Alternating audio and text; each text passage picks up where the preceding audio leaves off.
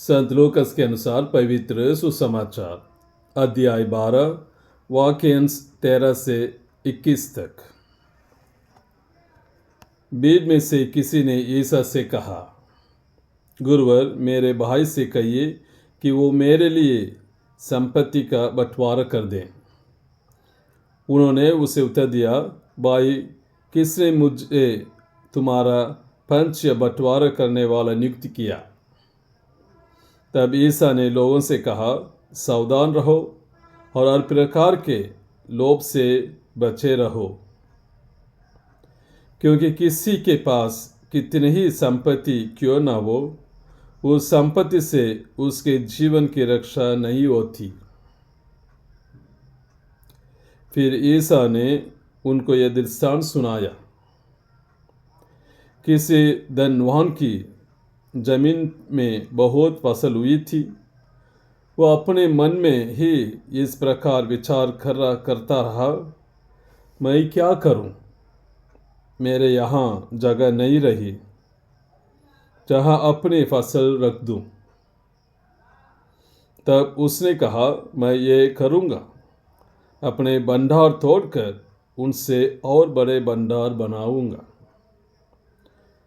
उनमें अपनी सारी उपज और अपना माल इकट्ठा करूंगा और अपनी आत्मा से कहूँगा, भाई, तुम्हारे पास बरसों के लिए बहुत सा माल इकट्ठा है, इसलिए विश्राम करो, खाओ पियो और मौज उड़ाओ। परंतु ईश्वर ने उससे कहा, मूर्ख, इसी रात तेरे प्राण तुझसे ले लिए जाएंगे, और तूने जो इकट्ठा किया है वो अब किसका होगा? यही दशा उसकी होती है जो अपने लिए तो धन एकत्र करता है, किंतु ईश्वर की दृष्टि में धनी नहीं होती। यह प्रभु का पवित्र सुसमाचार है।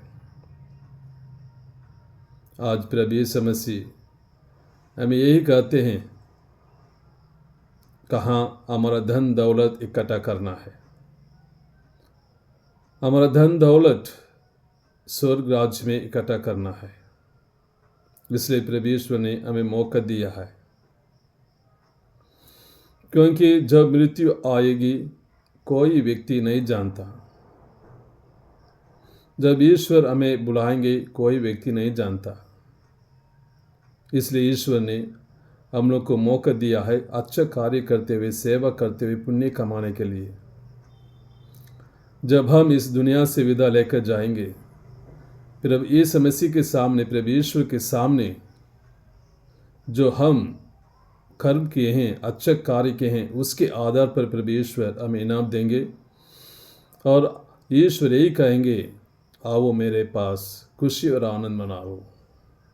इसलिए आइए हम अपने आत्मा को सुरक्षा रखने के लिए कोशिश करें, हमारा आत्मा को बचाने के लिए कोशिश करें, क्योंकि वही आत्मा प्रभु ईश्वर के पास जाएगा और वहाँ प्रभु ईश्वर को देखते हुए और ईश्वर के चरणों पर अर्पित करते हुए प्रभु ईश्वर हम लोग किए हुए उस कर्मों को, अच्छे कार्यों को, सेवा को इनाम देंगे।